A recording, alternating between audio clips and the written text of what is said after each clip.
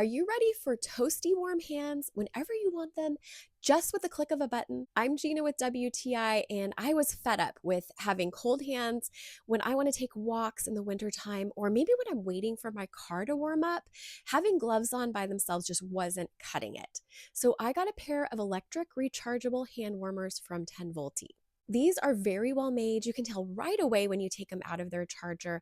They have a nice heft to them, but they're not heavy. You have total control with these. There's 3 different options for the level of heat that you want. I was actually blown away by level 3. The only day I needed to use that was when it was less than 15 degrees out. And within a minute, these got my hands from being like little ice blocks to being super warm, like I was right by a roaring fire.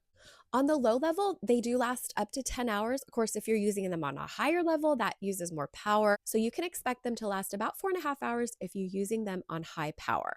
I love the convenience of these and that I don't have to be cold anymore. They're a definite must have for me and for my family during the winter months. And that's my point of view.